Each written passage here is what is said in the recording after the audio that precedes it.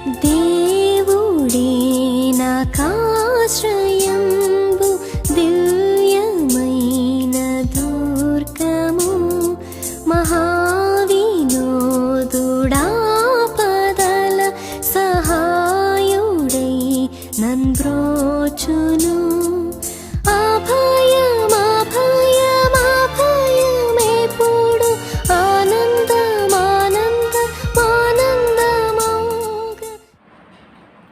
ప్రభునందు ప్రియమైన దేవుని బిడ్డలారా, మన ప్రభును రక్షకుడైన క్రీస్తు వారి పేరట మీ అందరికీ శుభాభివందనాలు తెలియపరుస్తున్నాను. ప్రస్తుత ఈ భయంకర పరిస్థితుల్లో ఈ రీతిగా దేవుని స్తుతించడానికి దేవుడు మనకు అనుగ్రహించిన దివ్యమైన కృపలను బట్టి దేవాది దేవుని నామాన్ని స్తుతిస్తూ మీ అందరికీ కూడా శుభములు తెలియపరుస్తున్నాను.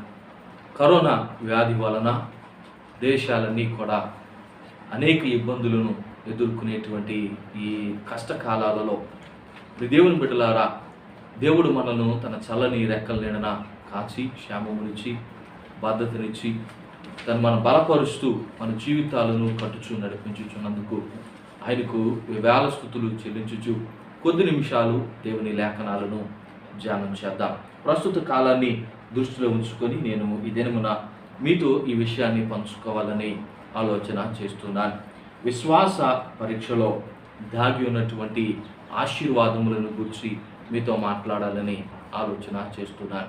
విశ్వాస జీవితంలో మనము ఈ క్రైస్తవ పయనాన్ని కొనసాగిస్తున్నప్పుడు శ్రమలు కానీ, కష్టాలు కానీ, ఇబ్బందులు కానీ, అననుకూల పరిస్థితులు కానీ మనము ఎదుర్కొంటూ ఉండొచ్చు. అయితే ఏవి మన జీవితంలో సంభవించినప్పటికీ కూడా, ఏది మన జీవితంలో ఎదురొచ్చినప్పటికీ కూడా, ఎటువంటి పరిస్థితులు గుండా మనము వెళుచున్నప్పటికీ కూడా అన్నీ కూడా దైవ చిత్తానుసారముగా జరుగుతూ ఉన్నవి అని చెప్పి నేను మీకు జ్ఞాపకం చేస్తున్నాను. ప్రస్తుత కాలము ఈ భయంకర పరిస్థితులు ఇవి వాటంతటా ఇవి వచ్చినవి కాదు. దేవుని యొక్క నిర్ణయం ప్రకారముగా ఏదో దేవుడు ఈ యొక్క పరిస్థితుల గుండా మనకు ఈ లోకానికి తన యొక్క సందేశాన్ని తెలియపరచాలని, తన యొక్క అవసరత ఏమై ఉన్నదో, ఆయన ఎంతటి గొప్ప దేవుడో ఆ గొప్ప కార్యాలను వెలుగులోనికి తీసుకొని రావడానికే అన్నీ కూడా సంభవిస్తూ ఉన్నాయి అన్న విషయాన్ని కూడా నేను మీకు జ్ఞాపకం చేస్తున్నాను. అయితే ప్రతి దేవుని బిడ్డలారా, విశ్వాస జీవితంలో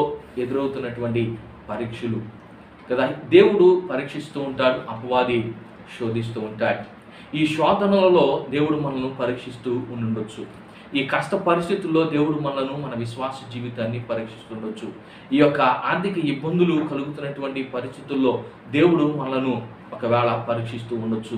ఉన్నటువంటి పరిస్థితుల్లో కలిగినటువంటి సమస్యలు, శోధనలో దేవుడు మనలను విశ్వాస జీవితాన్ని బట్టి పరీక్షిస్తూ ఉండొచ్చు. అయితే ఈ దేవుని బిడ్డలారా, ఈ విశ్వాస పరీక్షలో వెనకాల ఎన్నో గొప్ప ఆశీర్వాదములు, దీవెనలు దాచబడి ఉన్నవి అన్న విషయాన్ని నేను మీకు జ్ఞాపకము చేస్తున్నా. ఆ ఆశీర్వాదములను, ఆ దీవెనలను, ఆ మేలులను పొందుకునేట్లుగా మన ఈ విశ్వాస పైనము క్రైస్తవ నడవడిక ఉండలేదు పరీక్షించుకుంటూ మనము కొన్ని మాటలను నేర్చుకుందాం. చూడండి, మార్కు సువార్త 6వ అధ్యాయము 45వ వచనం నుంచి 51వ వచనం వరకు గల మాటలు మనం చదువుతున్నప్పుడు ఈ మాటలు మనకు బాగా సుపరిచితమైనటువంటివే. ఇక్కడ యేసు ప్రభువు వారి శిష్యులను ఆయన ధోనిలో అద్దరికి వెళ్ళమని చెప్పి పంపిస్తూ ఉన్నారు. వారు గలిలయ సముద్ర తీరాన పయనమై వెళుచు ఉన్నారు. వారు ధోనిలో వెళుచు ఉండగా యేసు ప్రభువు వారు వారిని విడిచి వెళ్ళి ప్రార్థిస్తున్నటువంటి సందర్భాన్ని మనము చూస్తూ ఉంటున్నాం. యేసు ప్రభువు వారిని బలవంతంగా పంపిస్తూ ఉన్నాడు. ఆ సముద్రము అద్దరికి వెళ్ళమని చెప్పి ఆయన పంపిస్తూ ఉన్నాడు. ఈ సందర్భంలో మనము కొన్ని విషయాలు గమనించవచ్చు కదా. ఏం జరుగుతుంది? వాళ్ళు వెళుచు ఉండగా ప్రియ దేవుని బిడ్డలారా, వారు అనేక సమస్యలు ఎదుర్కొంటూ ఉన్నారు. గాలి తుఫాను వస్తూ ఉంది. సముద్రము అలల వలన ఆ నావ మునిగిపోయేటువంటి పరిస్థితి వస్తుంది. సముద్రపు అలల వలన ఆ భయంకరమైనటువంటి తుఫానులో ఈ నావ మునిగిపోయేటువంటి పరిస్థితుల్లో ప్రాణాపాయ దశలో అలాడుతున్నటువంటి శిష్యులను మనము చూస్తుంటాం. వాళ్ళని ఆదుకునేటువంటి వారు లేరు. వారికున్న భయం నుండి తప్పించేటువంటి రక్షించేటువంటి వాడు అక్కడ ఎవరు కూడా లేరు. వారికి ఉన్నటువంటి ఆ సమస్య నుండి వారిని వెలుపలకు తీసుకుని వచ్చేటువంటి వారు ఎవరు కూడా లేరు. మరణ భీతితో కేకలు వేస్తున్నటువంటి గడియలను అక్కడ మనము చూస్తూ ఉంటున్నాం. దేవుని బిడ్డలారా, వీటన్నిటిని పరిశీలనగా చూస్తూ ఉన్నప్పుడు అక్కడ వారిని ఎవరు రక్షించేటువంటి వారు లేనటువంటి పరిస్థితుల్లో యేసు ప్రభువారు వారికి అక్కడ తారసపడుతున్నాడు. నీటి మీద నడుచుకుంటూ ఆ సముద్రము మీద ఆయన వస్తూ ఉన్నాడు. నీటి మీద ఆయన నడుచుకుని వచ్చి వారిని ధైర్యపరిచి వారికి నెమ్మదినిచ్చి కలవరముతో, భయముతో, ఆందోళనతో, ప్రాణాపాయ దశలో ప్రాణము పోవునంత భీతితో ఉన్నటువంటి వారి జీవితాలకు ఆయన ఎంతో నెమ్మదిని ఇస్తూ ఉన్నటువంటి సందర్భాన్ని మనం ఇక్కడ చూస్తూ ఉంటున్నాం. అదే రీతిగా మన జీవితాన్ని ఒకసారి పరిశీలన చేసుకుందాం. అటువంటి సందర్భాలు మన జీవితంలో మనము ఎదుర్కొని ఉండలేకుండా ఉండలేదు. మనం మన జీవితంలో అటువంటి సందర్భాలు ఎదుర్కొంటూ ఉండవచ్చు ప్రియ దేవుని బిడ్డలారా. అటువంటి ఆ భయంకరమైనటువంటి పరిస్థితులు, ఒకవేళ ఆర్థికంగా అటువంటి సమస్యలు ఎదుర్కొని ఉండొచ్చు, ఒకవేళ శరీర బలహీనతల విషయంలో అటువంటి పరిస్థితులు మనము ఎదుర్కొని ఉండొచ్చు, ఒకవేళ ఆర్థిక ఇబ్బందుల్లో ఎదుర్కొని ఉండొచ్చు, లేకుంటే ఒకవేళ నిందల అవమానాల్లో మనము ఇటువంటి పరిస్థితులను ఎదుర్కొని ఉండొచ్చు. నెమ్మది లేనటువంటి భయముతో, ఆందోళనతో, రేపటి దినమును గురించి చింతించుచున్నటువంటి మన యొక్క ప్రాణాపాయ స్థితిలో మనము ఒకవేళ మన ఈ విశ్వాస జీవితంలో అనేక సందర్భాలలో వెళ్ళి ఉండవచ్చు. అయితే ఇప్పుడు దేవుని బిడ్డలారా, ఆయన నేర్పిస్తున్నటువంటి మాట, నీ విశ్వాసము ఆయన పరీక్షించినప్పుడు కదా, విశ్వాస పరీక్షలో దాగి ఉన్నటువంటి ఆశీర్వాదాలు ఆయన మాట్లాడుతున్నాడు. అక్కడ వారు ఆ విశ్వాసమును పరీక్షిస్తూ ఉన్నాడు. వారి విశ్వాసమును పరీక్షించిన తర్వాత ఏం జరుగుతుందంటే, దేవాది దేవుడు వారిని నెమ్మదిపరిచి వాతావరణాన్ని అంతటినీ కూడా ఆయన స్వాధీనపరుచుకొని వారిని ఒడ్డుకు చేరుస్తూ ఉన్నాడు. వారి జీవితాలు క్షేమములోనే వెళుతూ ఉన్నాయి. మన జీవితాలను కూడా ఆలోచన చేసుకుందాం ఈ రోజున ప్రియ దేవుని బిడ్డలారా. మన విశ్వాస జీవితము పరీక్షింపబడుతూ ఉన్నప్పుడు, మన విశ్వాస జీవితంలో పరీక్షలు ఎదురవుతూ ఉన్నప్పుడు, ఆ పరీక్షలను ఎదుర్కొని పైనుంచి ముందుకు వెళుతూ ఉండగా ప్రియ దేవుని బిడ్డలారా, ఎటువంటి మేలులు, ఆశీర్వాదాలు దేవుడు మన కొరకు దాచి ఉంచి ఉన్నాడో మనం ఎరిగినటువంటి వారమై పయనిస్తే అద్భుతమైనటువంటి దేవుని దీవెనలను మన జీవితంలో రుచి చూడవచ్చు. మొట్టమొదటిగా ఈ మాటను మనము ఆలోచన చేద్దాం ప్రియ దేవుని బిడ్డలారా. చూడండి, విశ్వాస పరీక్షలు దేవుని చిత్తానుసారముగా మన జీవితంలో వస్తూ ఉంటున్నాయి. మన జీవితాన్ని కట్టడానికి దేవుడు ఈ విశ్వాసపు పరీక్షలను పెడుతూ ఉన్నాయి. చూడండి, ఇక్కడ శిష్యులు యేసు ప్రభువారితో ఉంటూ ఉన్నారు. యేసు ప్రభువారు వారిని బలవంతంగా పంపిస్తున్నటువంటి సందర్భాన్ని చూస్తున్నాం. 45వ వచనంలో చూడండి ఏమంటాడు. మార్కు సువార్త 6వ అధ్యాయం 45వ వచనం చూసినప్పుడు, ఆయన జనసమూహను పంపివేసినంతలో ధోని ఎక్కి అద్దరునున్న బెత్సయిదాకు ముందుగా వెళ్ళుడని ఆయన తన శిష్యులను వెంటనే బలవంతము చేసెను. యేసు ప్రభువారికి తెలియదంటారా వాళ్ళు వెళితే ఆ భయంకరమైనటువంటి ఆ యొక్క తుఫానులో వారు చిక్కుకుంటారు అని యేసు ప్రభువారికి తెలియదా అంటే ఆయనకి తెలుసు కదా. ఆయన సర్వము ఎరిగినటువంటి దేవుడు, ఆయనకు తెలుసు. ఆయన వారిని పంపిస్తూ ఉన్నాడు. యేసు ప్రభువారికి తెలియదా ఈ భయంకరమైనటువంటి పరిస్థితులు కదా, ఈ కరోనా వ్యాధి వలన ఎంతటి భయంకరమైనటువంటి పరిస్థితులు వస్తే దేశం అంతటిలో, ప్రపంచంలో ఉన్నటువంటి అనేక మంది అనేక సమస్యలు గుండా ఒడుతున్నారు అని వెళ్ళబోతూ ఉంటారు. ఆర్థిక ఇబ్బందులు వస్తాయని, మరణాపాయ దశలు వస్తూ ఉంటాయని, ఇంకా అనేకమైనటువంటి సమస్యలు ఎదుర్కొనవలసినటువంటి పరిస్థితులు వస్తాయని యేసు ప్రభువారికి దేవునికి తెలియదా అంటే దేవునికి తెలుసు. కానీ ఎందుకు ఆయన వాటిని తీసుకుని వస్తూ ఉన్నాడు? ఎందుకు మన జీవితంలో సమస్యలు, లేకుంటే ఎందుకు మన జీవితంలో ఎందుకు మన జీవితంలో ఆయన లేకుంటే ఆ శోధనలను రావడానికి, అపవాది మనం శోధించడానికి అనుమతిస్తూ ఉన్నాడు అంటే, ఎందుకు మన జీవితంలో బలహీనతలను ఆయన అనుమతిస్తూ ఉన్నాడంటే, ఎందుకు మన జీవితంలో ఆయా పరిస్థితులను ఆయన అనుమతిస్తూ ఉన్నాడు అని మనం ఆలోచన చేస్తే ప్రియ దేవుని బిడ్డలారా, ఆ పరిస్థితులు గుండా మనము వెళ్ళినప్పుడు ఆ పరిస్థితుల్లోన్నింటికి మనకు అనేక ఆశీర్వాదాలను ఆయన తీసుకొని రావడము కొరకే ఆయన మనలను ఈ విశ్వాస జీవితంలో ఆయా సమస్యలు, పరిస్థితులు గుండా నడిపిస్తూ ఉన్నాడు అన్న విషయాన్ని నేను మీకు జ్ఞాపకము చేస్తూ ఉన్నాను ప్రియ దేవుని బిడ్డలారా. చూడండి, బైబిల్ గ్రంథంలో కొన్ని విషయాలు మనము చూస్తున్నప్పుడు కీర్తనకారుడైనటువంటి దావీదు ఒక విషయాన్ని మాట్లాడుతూ ఉంటాడు. కీర్తనల గ్రంథము 139వ కీర్తన 11-12 వచనాలు చదువుతున్నప్పుడు కీర్తనకారుడు ఇలా మాట్లాడుతూ ఉంటాడు. అంధకారములను మరుగు చేయను, అంధకారము నన్ను మరుగు చేయును, నాకు కలుగు వెలుగు నాకు కలుగు వెలుగు రాత్రి వలె ఉండును రాత్రి వలె ఉండును అని నేను అనుకుని అని నేను అనుకుని ఎడల చీకటి అయినను నీకు చీకటి చీకటి కాకపోవును, రాత్రి పగటి వలె నీకు వెలుగుగా ఉండును, చీకటియు వెలుగును నీకు ఏకరీతిగా ఉన్నవి. ఇక్కడ దావీదు మాట్లాడుతూ చెబుతూ ఉంటున్నాడు. దావీదు ఏమంటూ ఉన్నాడంటే, అంధకారము నన్ను మరుగు చేయును, వెలుగు రాత్రి వలె నన్ను కమ్ముకుంటూ ఉంది. అంతా కూడా చీకటి అంధకారం అయిపోతూ ఉంది. అంతా కూడా అంధకారమైనటువంటి పరిస్థితుల్లో నేను ఉన్నాను అని నేను అనుకుంటున్నప్పుడు అని అంటూ ఉన్నాడు, దేవునికి పగలు చీకటి అనేటువంటి తారతమ్యము లేదు, అన్నీ కూడా తేటగా ఉంటూ ఉన్నాయి. అక్కడ అదే అంటాడు కదా, ఏమన్నాడు, అంధకారము నన్ను మరుగు చేయును, నాకు కలుగు వెలుగు రాత్రి వలె ఉండునని నేను అనుకుని ఎడల చీకటి అయినను నీకు చీకటి కాకపోయిన. ఎవరికి? దేవునికి. ఆయనకి చీకటి కాకపోయిన ఉంటున్నది, రాత్రి పగల వలె నీకు వెలుగుగా ఉన్నది, చీకటి అయినను వెలుగైనను నీకు ఏకరీతిగా ఉన్నది. ఒకవేళ మన జీవితాలు అనుకోవచ్చు, పరిస్థితుల అననుకూలతను బట్టి నేను అంధకారమైనటువంటి పరిస్థితులు వెళ్ళిపోతున్నాను, చీకటి అయిపోయింది నా జీవితం అంతా, అంధకారముతో నా జీవితం నిండిపోతూ ఉంది, ఏ దిక్కు లేనటువంటి పరిస్థితుల్లో నేను ఉంటున్నాను, నాకు వెలుగును కనుపరిచి నేను నడుచున్న త్రోవలో నన్ను నడిపించగలిగినటువంటి, నా అడుగులకు వెలుగుగా నిలిచి నన్ను నడిపించగలిగినటువంటి వారు ఎవరూ లేరు అనేటువంటి పరిస్థితుల్లో ఒకవేళ నీవు ఉంటూ ఉండొచ్చు. ఆయన అంటూ ఉన్నాడు, ఏమంటున్నాడంటే, ఆయనకు పగలుకు పగలు రాత్రికి రాత్రి రెండూ కూడా ఒకే రీతిగా ఉంటూ ఉన్నాయి. ఆయన అంధకార స్థితిలో కూడా మనను విడువనటువంటి వానిగా ఉంటూ ఉన్నాడు అన్న సత్యాన్ని జ్ఞాపకము చేస్తూ ఉంటాడు సొలొమోను. ప్రియ దేవుని బిడ్డల, రాజులు మొదటి గ్రంథాన్ని చదువుతున్నప్పుడు ఆయన ఇలాగంటూ ఉన్నాడు. రాజులు మొదటి గ్రంథము 8వ అధ్యాయము 12వ వచనాన్ని చదువుదాం. సొలొమోను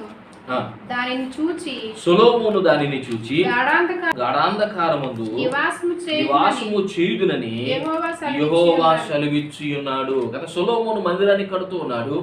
సొలొమోను మందిరాన్ని కట్టినప్పుడు ఆయన ఆ మందిరమును గురించి, ఆ మందిరములో దేవుని నివాసం ఉండాలని, దేవుని ప్రసన్నత కొరకై దేవుని సన్నిధిలో ప్రార్థిస్తూ ఉన్నప్పుడు సొలొమోను ఒక విషయాన్ని గ్రహించి ఇక్కడ చెబుతున్నాడు. ఏమంటున్నాడు అంటే, సొలొమోను ఇక్కడ అంటాడు, సొలొమోను దానిని చూచి, దేనిని? మేఘములను, అక్కడ నిండుకునేటువంటి తేజస్సును అంతటిని కూడా చూస్తూ ఉన్నాడు.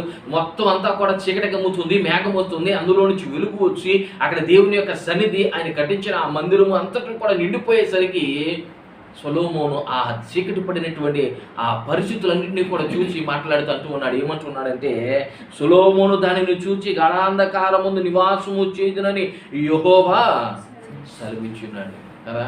ఒకవేళ నేను గాఢాంధకారములో ఉన్నాను, చీకటిలో ఉన్నాను, ఇదిగో నా పరిస్థితి ఏంటి, నాకు వెలుగు కలరాక నా యొక్క దుస్థితి ఏంటి అని ఒకవేళ మనం అనుకున్నట్లయితే, ఆ పరిస్థితుల్లో కూడా ప్రభు మనతో ఉంటూ ఉన్నాడు. ఆ గాఢాంధకార పరిస్థితుల్లో కూడా ఆయన మనతో ఉంటూ ఉన్నాడు అన్న విషయాన్ని ఇక్కడ సొలొమోను వ్యక్తపరుస్తూ చెబుతున్నాడు. ఇప్పుడు దేవుని బిడ్డలారా, అందుకే దావీదు కీర్తన 23వ కీర్తనలో మాట్లాడుతూ ఇలా చెబుతూ ఉంటాడు. చూడండి, కీర్తనల గ్రంథము 23వ కీర్తన 4వ వచనాన్ని చదువుతున్నప్పుడు అక్కడ అంటాడు, గాఢాంధకారపు లోయలలో నేను సంచరించినను ఏ అపాయమునకు భయపడను, ఎదుడుకరియు దండమునను ఆదరించును అని చెప్పి మాట్లాడుతున్నాడు దావీదు తన అనుభవాలలో నుంచి. దేవుని బిడ్డలారా, చీకటి మయముగా మారిపోతున్నటువంటి పరిస్థితులను చూచి భయపడాల్సిన పని లేదు. ఒకవేళ సమస్యలను ఎదుర్కొంటూ, ఒకవేళ ఇబ్బందులను ఎదుర్కొంటూ, ఒకవేళ నిందలను ఎదుర్కొంటూ, ఆర్థిక పరిస్థితులను ఎదుర్కొంటూ, ఒకవేళ కుటుంబంలో కలిగినటువంటి శోధనల వలన, ఇది అపవాది చిక్కుముడుల వలన కలిగినటువంటి పరిస్థితులను చూచి గాఢాంధకారంగా నా జీవితం మారిపోయింది, నాకెవరు దిక్కని నీవు ఒకవేళ భయపడుతున్నట్లయితే ఆయన మాట్లాడుతూ ఉన్నాడు, ఆ గాఢాంధకారపు స్థితిలో కూడా నేను నీకు తోడుగా ఉంటూ ఉన్నాను, నిన్ను నడిపించేటువంటి వానిగా ఉంటూ ఉన్నాను, నిన్ను విడిపించేటువంటి వానిగా ఉంటూ ఉన్నాను, నీకు ధైర్యమునిచ్చి స్థిరపరిచేటువంటి వానిగా ఉంటూ ఉన్నాను అని చెప్పి దేవుడు మాట్లాడుతూ ఉన్నాడు. ఇప్పుడు దేవుని బిడ్డలారా, ఆయన ఎన్నడూ కూడా మనలను విడువట లేదు అన్న విషయాన్ని మీకు జ్ఞాపకం చేస్తున్నాడు. విశ్వాస పరీక్షలో దేవుని చిత్తానుసారముగా మన జీవితాలను కట్టుచున్నాడు. అంధకారము ఉన్న జీవితాలకు వెలుగును నింపుతున్నటువంటి వాడు ఆయనే అన్న విషయాన్ని మీకు జ్ఞాపకం చేస్తున్నాను. మరొక విషయాన్ని మనం ఆలోచన చేస్తే, భయము, ఆందోళన, కలవరముతో ఒకవేళ మనము నిండుకుని ఉన్నట్లయితే, అతి భారము రహితమైనటువంటి జీవితాన్ని మనము జీవిస్తూ ఉన్నట్లయితే, ఆయన అంటూ ఉన్నాడు, నీ జీవితానికి నెమ్మదినిచ్చేటువంటి వాడను నేనే అని. చూడండి ఇక్కడ ఏం జరుగుతుంది అని మనం ఆలోచన చేస్తే, ఈ శిష్యులు ధోనిలో పయనించి వెళుతూ ఉన్నారు. ఏం జరుగుతుంది వారికి అంటే, భయం వచ్చేసింది వాళ్ళకి కదా. ఒక్కసారి చీకటి కమ్మి వాతావరణం అంతా మారిపోయేసరికి, ఆ తుఫాను ఒక్కసారి వారిని తాకేసరికి, వారి చీకటిలో మాకెవరు దిక్కని వారు కలవరం చెందుతూ ఉంటూ ఉన్నారు. భయపడి కేకలు వేస్తూ ఉన్నారు 48 అప్పుడు వారికి గాలి ఎదురైనందున ధోని నడిపించట్లో వారు మిక్కిలి కష్టపడుచుండగా, ఆయన చూచి రాత్రి ఇంచుమించు 4వ జామున సముద్రము మీద నడుచుచు వారి యొద్దకు వచ్చి వారిని దాటిపోవాలని ఉండెను. ఆయన సముద్రం మీద నడుచుచు వారు చూచి భూతమని తలంచి కేకలు వేసిరి కదా. ఏం జరుగుతూ ఉంది అంటే, వారు భయపడి కేకలు వేస్తున్నారు. మరణ భీతితో భయపడుతూ ఉన్నారు. పరిస్థితులన్నీ కూడా ఎలా ఉన్నాయంటే చాలా భయంకరంగా ఉంటూ ఉన్నాయి. ఆ భయంకరమైనటువంటి ఆ పరిస్థితుల్లో మరణ భీతితో వారి కేకలు వేస్తూ ఉంటున్నారు. వారిని కాపాడేటువంటి వారు ఎవరు కూడా లేడు. 50 వచ్చినాడు మనం చదువుతున్నాం. ఇంకా ఆయన అంటున్నాడు, అందుకు ఆయనను చూచి తొందరపడగా వెంటనే ఆయన వారిని పలుకరించి ధైర్యము తెచ్చుకోండి, నేనే భయపడుకుడని చెప్పాను. భయము వారి జీవితంలోనికి వచ్చేసింది. కలవరము, భయము, భీతి, దానిని ఎలాగో బయటికి తీసుకెళ్ళాలి ఎంతో భారముతో ప్రయత్నం చేస్తున్నారు. ఎంత ప్రయత్నం చేసినప్పటికీ కూడా అక్కడ వారు ఎటువంటి సహాయము లేనటువంటి స్థితిలో ఆ నావను ఏ విధముగా బయటకు ఆ సముద్రంలో నుండి బయటకు నడిపించాలని, ఆ సముద్రములో నుండి ఆ తుఫానులో నుండి తప్పించాలని ప్రయత్నం చేసినప్పటికీ వారి ప్రయత్నాలన్నీ కూడా విఫలమైపోయి నిస్సహాయ స్థితిలో వారు ఉంటూ ఉన్నప్పుడు, ప్రియ దేవుని బిడ్డలారా, ఆయన ధైర్యాన్ని అక్కడ ఇస్తూ ఉన్నాడు. ఈరోజున ఆలోచన, ఒకవేళ నీవు కూడా అలసిపోయి ఉన్నావేమో, సమస్యలుతూ ఉన్నావేమో, భారముతో నీ కుటుంబాన్ని ఈదుకొని వెళుతూ ఆర్థిక సమస్యలు బట్టి, ఎదురైనటువంటి పరిస్థితులను బట్టి ఎన్నో కష్టాలను ఎదుర్కొంటూ నిందలను అనుభవిస్తూ ఆ నిందల భారము చేత నీ జీవితము భారభరితముగా ఉందని ఒకవేళ నీవు అనుకుంటూ ఉన్నావేమో, ఆయన అంటూ ఉన్నాడు, ఆ పరిస్థితులన్నింటి గుండా నేను నడిపించడానికి ఆయన నీతో ఉంటూ ఉన్నాడు. చూడండి, మత్తయి సువార్త 11వ అధ్యాయము 28వ వచనాన్ని మనం చదువుతున్నప్పుడు ఆయన ఇలాగ మాట్లాడుతూ ఉంటున్నాడు. ప్రియ దేవుని బిడ్డలారా, ప్రయాసపడి భారము మోసుకొనుచున్న సమస్త జనులారా నా యొద్దకు రండి, నేను మీకు విశ్రాంతి కలుగు చేతును కదా. ప్రయాసముతో భారముతో ఉన్నటువంటి మీరు నా యొద్దకు వచ్చినట్లయితే నేను మీకు విశ్రాంతిని ఇస్తాను. ఇంకా కింద వచనాల్లో చూడండి, 29-30 వచనాలు ఆయన మాట్లాడితే ఇలా అంటాడు, నేను సాత్వికుడును దీన మనస్సు గలవాడను గనుక మీ మీద నా కాడి ఎత్తుకొని నా యొద్ద నేర్చుకునండి, అప్పుడు మీ ప్రాణములకు విశ్రాంతి దొరుకును. ఎక్కడ? ఆయన దగ్గర విశ్రాంతి దొరుకుతుంది. ఇంకా 30 వచనం అంటున్నాడు, ఏలయనగా నా కాడి సులువుగాను నా భారము తేలికగాను ఉన్నది. ఒకవేళ నీవు సమస్యల భారాన్ని మోస్తూ ఉన్నట్లయితే ఆయన అంటూ ఉన్నాడు, నేను నీకు ఇచ్చేటువంటిది అది భారభరితమైనటువంటిది కాదు, అది సులువైనటువంటిది, తేలికైనటువంటిది. నా యొద్దకు నువ్వు వస్తే నేను నీకు నెమ్మదినిచ్చి సమాధానమునిచ్చి నీ భారమును నేను మోసేటువంటి వాడనై నీకు విశ్రాంతిని ఇస్తానని చెప్పి యేసు ప్రభువు వారు ఇక్కడ మాట్లాడుతూ ఉన్నారు. ఇప్పుడు దేవుని బిడ్డలారా, ఆయన అంటూ ఉన్నాడు, మన జీవితంలో, మన విశ్వాస జీవితంలో ఆయన మనల్ని పరీక్షిస్తూ ఉన్నప్పుడు ఏం జరుగుతూ ఉంది అంటే, ఇప్పుడు దేవుని బిడ్డలారా, నెమ్మది మనకు అనుగ్రహింపబడుతుంది. మన జీవితాలలో కలిగిన భయము, ఆందోళన, భారము యావత్తు కూడా తొలగింపబడుతూ ఉంది అన్న సత్యాన్ని నేను మీకు జ్ఞాపకం చేస్తాను. 2 వ్యక్తులను నేను మీకు జ్ఞాపకం చేస్తాను. ప్రియ దేవుని బిడ్డలారా, కొరింథీయులకు రాసినటువంటి 2వ పత్రిక మనం చదువుతున్నప్పుడు 12వ అధ్యాయము 7వ వచనం నుంచి 10వ వచనం వరకు గల మాటలు మనం చదువుతున్నప్పుడు అక్కడ అపోస్తలుడైన పౌలు యొక్క జీవితాన్ని మనం చూడగలుగుతూ ఉంటున్నాం. అపోస్తలుడైన పౌలు ఇక్కడ ఒక ముళ్ళు కలిగి ఉంటున్నాడు, అంటే ఒక బలహీనత కలిగి ఉంటూ ఉన్నాడు. ఈ బలహీనత కలిగినప్పుడు దేవునికి మారు ప్రార్థిస్తున్నాడు, అంటే పదే దేవునికి ప్రార్థించి అడుగుతున్నప్పుడు దేవాది దేవుడు ఆయనతో మాట్లాడిన మాట ఏంటి అంటే, చూడండి, ఆ భారము లేకుంటే ఆ బలహీనత తనకున్నటువంటి ఆ సమస్య తొలగించమని దేవునికి ప్రార్థిస్తున్నప్పుడు ఆయన చెబుతున్నటువంటి మాట చూడండి. 9వ వచనంలో ఇలాగంటూ ఉన్నాడు. ఏమంటున్నాడంటే, అందుకు నా కృప నీకు చాలును, బలహీనత యందు నా శక్తి పరిపూర్ణమగుచున్నదని ఆయన నాతో చెప్పును. కాగా ఈ క్రీస్తు శక్తి నా మీద నిలిచుడు నిమిత్తము విశేషముగా నా బలహీనత యందే బహు సంతోషముగా అతిశయపడుదును. నేనెప్పుడు బలహీనుడునో అప్పుడే బలవంతుడును అని చెప్పి మాట్లాడుతున్నాడు. అపోస్తలుడు పౌలుకి ఏం జరుగుతూ ఉందంటే బలహీనత ఉంటూ ఉంది. ఈ బలహీనత నుండి తప్పించుకోవాలని, బలహీనత నుండి స్వస్థత కోసమని దేవుని సన్నిధిని ప్రార్థిస్తూ ఉంటే దేవుడు మాట్లాడుతూ అంటున్నాడు, నా కృప నీకు చాలు, నా కృప నీకు చాలును.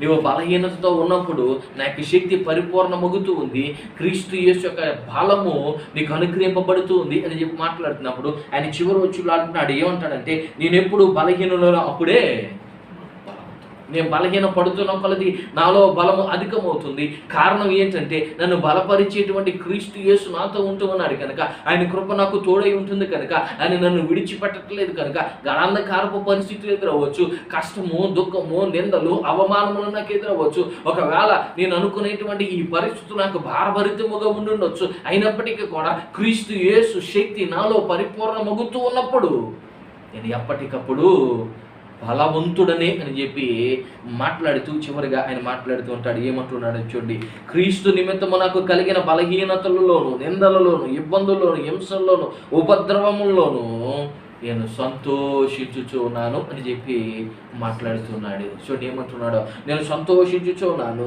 నేను ఆ శ్రమలను, ఆ నిందల అవమానములను అనుభవించడానికి, ఈ విశ్వాస జీవితంలో ఎదురైన వీటన్నిటిని ఎదుర్కొనడానికి నన్ను బలపరుచున్న క్రీస్తు యేసునందు విశ్వాసంలో ముందుకు సాగుతూ ప్రతి విషయములో సంతోషముతో ఆయన నన్ను బలపరుచుచుండగా ముందుకు సాగిపోతూ ఉన్నాను అని చెబుతున్నాడు. ఎందుకనంటే సమస్తము ఆయన మంచి కొరకే జరిగిస్తాడు. రోమిలకు రాసినటువంటి పత్రిక 8వ అధ్యాయం 28వ వచనంలో ఆ మాట చెబుతూ ఉంటున్నాడు. చూడండి, దేవుని బిడ్డల, దేవుడు ప్రేమించు వారికి అనగా ఆయన సంకల్పము చొప్పున పిలువబడిన వారికి మేలు కలుగుటకై సమస్తమును సమకూడి జరుగుచున్నవని ఎరుగుదుము. విశ్వాస జీవితంలో ఒకవేళ సమస్యలు ఎదుర్కొంటున్నావా, నిందలు ఎదుర్కొంటూ ఉన్నావా, గాఢాంధకారమైనటువంటి పరిస్థితులు గుండా వెళుతూ ఉన్నావా, ఆర్థిక ఇబ్బందులు ఎదుర్కొంటూ ఉన్నావా, బలహీనతలు ఎదుర్కొంటున్నావా, శోధనలు ఎదుర్కొంటూ ఉన్నావా, ఆయన అంటున్నాడు సమస్తము మేలు కొరకే ఆయన జరిగిస్తూ ఉన్నాడు. సమస్తము మేలు కొరకే ఆయన జరిగించుచు ఉన్నాడు. కనుక ప్రియ దేవుని బిడ్డలారా, ఆ మేలులను, ఆ ఆశీర్వాదములను పొందుకున్నట్లుగా ఈ సమస్యల వలయాలలో ప్రియ దేవుని బిడ్డలారా దేవుని మీద ఆనుకొని, దేవుని యందు విశ్వాసం ఉంచి, దేవునికి ప్రార్థించుచు, దేవునికి శక్తిని ఎరిగినటువంటి వారమై మన పైనాన్ని కొనసాగించబద్దులమై ఉంటూ ఉన్నాం. చూడండి, యోసేపు జీవితాన్ని ప్రియ దేవుని బిడ్డలారా, యోసేపు తృణీకరింపబడ్డాడు. అన్నలు అతన్ని నిందించారు, అన్నలు అతన్ని కొట్టారు, అన్నలు అతన్ని గోతులోనికి తోసేశారు. తన అన్నలు తన యొక్క రక్త సంబంధులే కదా, వారు అతన్ని చంపాలని ఆలోచన చేశారు. అతన్ని చివరికి అమ్మేశారు. బానిస బ్రతికి అయిపోయింది. పోనీ అలాగన్నా బ్రతుకుతూ ఉన్నానా అంటే అతనికి నిందలు వస్తూ ఉన్నాయి. చివరికి చెరసాల పాలైపోయాడు. చెరసాలలో అతడు మగ్గిపోతూ ఉండగా దేవుడు విడిచిపెట్టాడా? ఇన్ని సమస్యలు కూడా అతడు వెళ్ళి ఈ సమస్యలన్నీ కూడా ఎదుర్కొని అనేక శోధనలు కూడా అతడు వెళ్ళి చివరికి ఎక్కడికి చేరుకున్నాడు అంటే తన కుటుంబాన్ని, తన ప్రజలను రక్షించుకున్నట్లుగా దేవుడు తన జీవితంలో ఇవన్నీ జరిగించి ఉన్నాడని చెప్పి అతడు మాట్లాడుతూ ఒక గొప్ప సింహాసనాన్ని అతడు అధిష్ఠించుచు ఉన్నాడు. ఇప్పుడు చెప్పండి ప్రియ దేవుని బిడ్డలారా, మన జీవితంలో ఎదురవుతున్నటువంటి ఏ సమస్యలు, ఏ పరిస్థితులు, ఏ స్థితిగతులు దేవుడు మన విశ్వాస జీవితంలో మన కొరకు దాచి ఉంచినటువంటి మేలు కొరకు కాదంటారా అంటే మాటికి మనకు మేలులను ఇచ్చుట కొరకే ఆయా పరిస్థితులు గుండా దేవుడు మనలను నడిపిస్తూ ఉన్నాడు. ఆదికాండము 50వ అధ్యాయము 19-20 వచనాల్లో ఇలాగ మాట్లాడుతున్నాడు. యోసేపు భయపడుకుడి, నేను దేవుని స్థానమందున్నానా, మీరు నాకు కీడు చేయను ఉద్దేశించితిరి గాని నేటి దినమున జరుగునట్లు అనగా బహు ప్రజలను బ్రతికించినట్లు అది మేలుకే దేవుడు ఉద్దేశించెను. అన్నలు భయపడిపోతూ ఉంటే యోసేపు మాట్లాడుతూ ఉన్నాడు, మీరు కీడు చేయ ఉద్దేశించారు కానీ దేవుడు దానిని మేలు కొరకు జరిగించాడు. మన జీవితంలో సంభవిస్తున్నటువంటి పరిస్థితులు, అవి మేలులను దేవుడు మన కొరకు అనుగ్రహించడానికి ఆయా పరిస్థితులు గుండా, పరీక్షలు గుండా నడిపించుచుండగా ప్రియ దేవుని బిడ్డలారా, ధైర్యము కలిగి, నిబ్బరము కలిగి ప్రభు కొరకు నిలవాలి అన్న విషయాన్ని జ్ఞాపకం చేస్తున్నాను. రెండవ విషయాన్ని మనము నేర్చుకుందాం ప్రియ దేవుని బిడ్డలారా. విశ్వాస పరీక్షలో దాగి ఉన్నటువంటి ఆశీర్వాదములు. మొట్టమొదటిగా మనం నేర్చుకుంటున్నాం, విశ్వాస పరీక్షలు దేవుని చిత్తానుసారముగా మన జీవితములను కట్టుట కొరకు దేవుడు అనుగ్రహిస్తూ ఉంటున్నాడు. రెండవదిగా మనం ఆలోచన చేస్తే, విశ్వాస పరీక్షలు దేవునికి మనల్ని మరింత చేరువుగా చేర్చును. ఆయన యందలి నెమ్మది, శక్తి, ధైర్యమును మనకు సమకూర్చున్నట్లుగా ఎదురవుతూ ఉన్నవి అన్న విషయాన్ని మీకు జ్ఞాపకం చేస్తున్నాను. చూడండి, వారికి నెమ్మదిని ఇస్తున్నాడు, ధైర్యపరుస్తున్నాడు. విశ్వాసములో సన్నగిలిపోయినటువంటి వారిని గద్దించి వారిని మళ్ళా స్థిరపరుస్తున్నాడు. వారిని ఒడ్డుకు అందరికీ చేరుస్తూ ఉన్నాడు. మన విశ్వాస జీవితంలో కూడా అంతే. ఆయనకు మనకు చేరువుగా వస్తూ ఉంటాడు. ఎప్పుడైతే సమస్యలు మనము ఎదుర్కొంటూ ఉన్నామో, ఎప్పుడైతే ఇబ్బందులు ఎదుర్కొంటున్నామో, ఈ సమస్యలు, ఇబ్బందులలో ఎప్పుడైతే మనము మోకాళ్ళ నుండి ప్రార్థిస్తూ ఉంటామో, మన సమస్యలను దేవునికి అప్పగించడానికి ఇష్టపడుతున్నామో, అప్పుడు మనము దేవునికి దగ్గరగా నడవగలుగుతున్నాం. ఆయన మనకు సమీపంగా వస్తున్నాడు, మనం ఆయనకి సమీపముగా వెళుతూ ఉన్నాం. అప్పుడు దేవుని బిడ్డలారా, మన జీవితంలో ధైర్యం వస్తుంది, నెమ్మది వస్తుంది, సమాధానం వస్తుంది. దేవుని శక్తి యొక్క గొప్ప కార్యాలను మనము చూడగలుగుతూ ఉంటున్నాం. ఫిలిప్పీలకు రాసినటువంటి పత్రికలో ఇలా మాట్లాడుతూ ఉంటాడు. 4వ అధ్యాయము 4వ వచనం నుంచి చదువుతుంటే ఇలా అంటాడు. 4 నుండి 7 వచనాలలో, ఎల్లప్పుడూ ప్రభునందు ఆనందించుడి, మరలా చెప్పుదును ఆనందించుడి, మీ సహనమును సకల జనులకు తెలియబడనీయుడి, ప్రభు సమీపముగా ఉన్నాడు, దేనిని గూర్చి చింతపడకుడి గాని ప్రతి విషయములోను ప్రార్థన విజ్ఞాపముల చేత కృతజ్ఞతాపూర్వకముగా మీ విన్నపములు దేవునికి తెలియచేయుడి. అప్పుడు సమస్త జ్ఞానమునకు మించిన దేవుని సమాధానము యేసుక్రీస్తు వలన మీ హృదయములకును మీ తలంపులకును కావలియుండును. ఇక్కడ అపోస్తలుడైన పౌలు ఫిలిప్పీ సంఘాన్ని బలపరుస్తున్నాడు. అనేక సమస్యలు ఎదుర్కొన్నటువంటి సంఘం ఇది.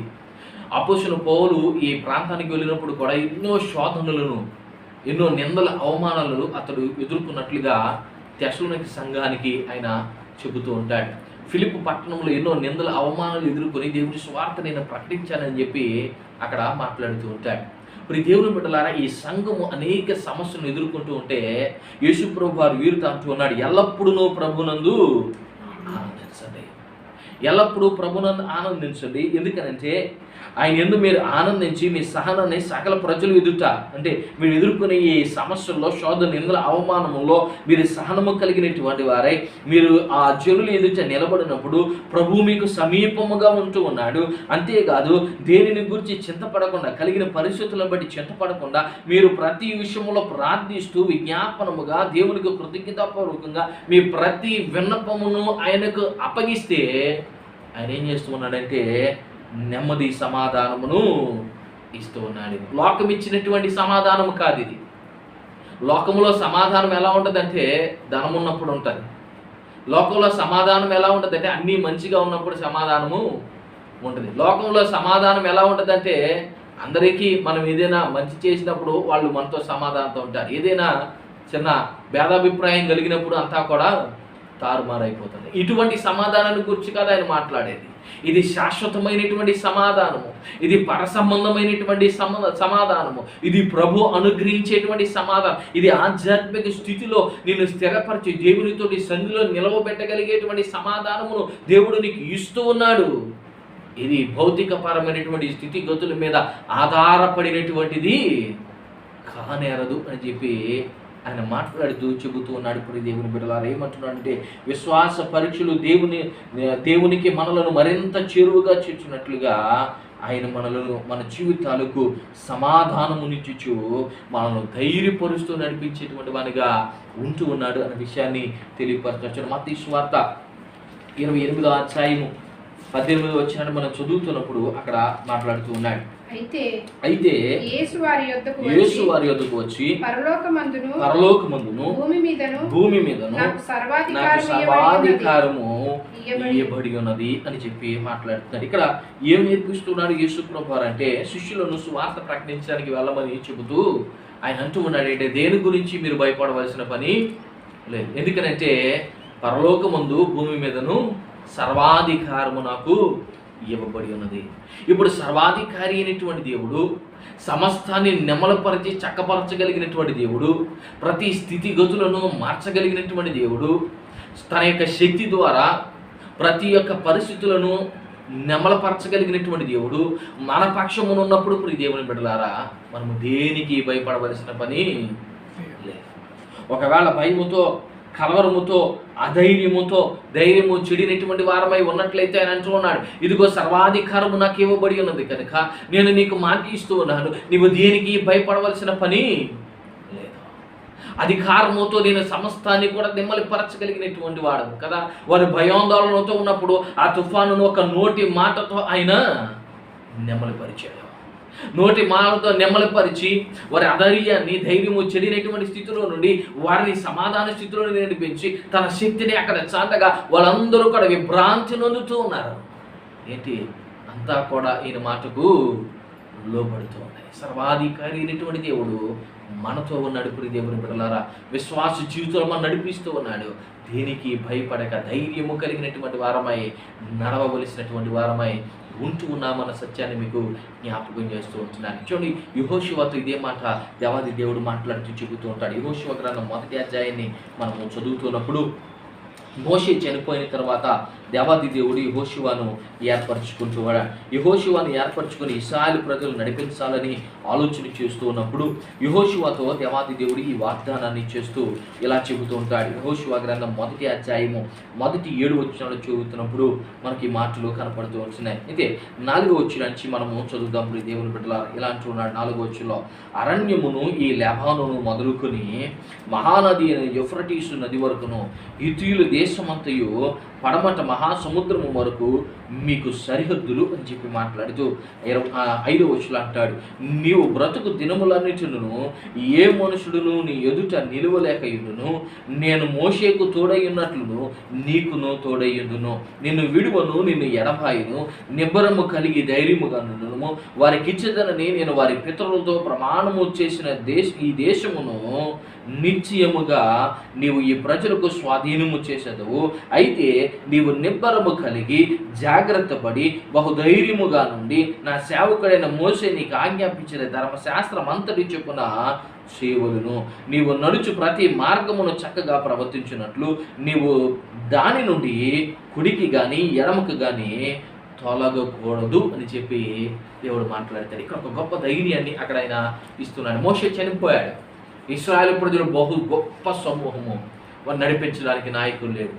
యెహోషువని ఏర్పరుచుకున్నాడు.